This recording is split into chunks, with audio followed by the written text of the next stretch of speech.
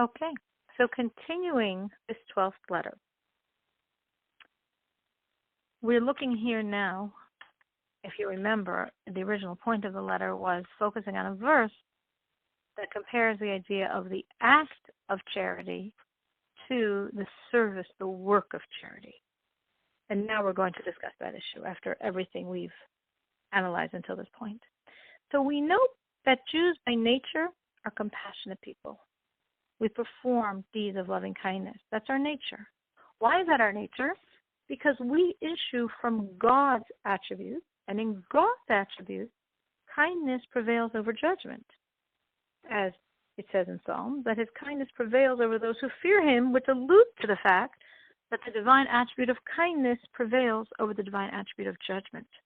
It's the same reason why the soul is called the daughter of the priest, because priest refers to the attribute of kindness, and the soul derives primarily from this attribute. So she's like the daughter, she derives from the priest, from kindness. So that means by nature, we're kind, compassionate people. So the charity that we do is called an act, because an act means something already done, something which is constantly being done, something existent, common, constant. So charity, motivated by the soul's innate sense of kindness and compassion, is something that was implanted in our souls from when we were created, evolving from God's attributes. God blew the soul into us. He blew his own energy into us. The inner aspect of the divine attributes is infused within us. So even as my soul's in a body, kindness dominates. In his goodness, God every day renews the acts of creation, including the supernal attributes, including the souls. As it says in Eichem Lamentations, they are new every morning. So act refers to the constant process, like the renewal of the soul with its characteristic trait of kindness and compassion.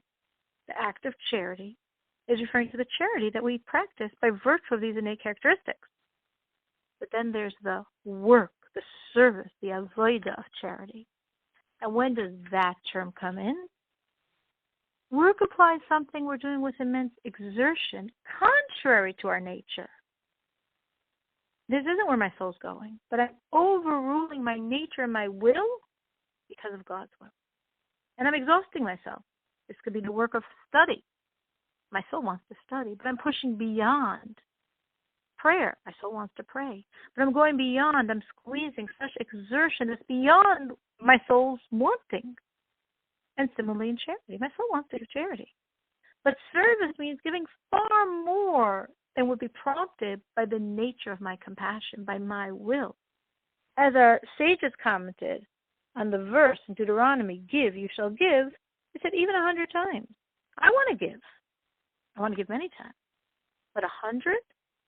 Maybe for me, this is already work. It's not my nature. It's exertion, but this is what God wants. So I push myself to do it as well.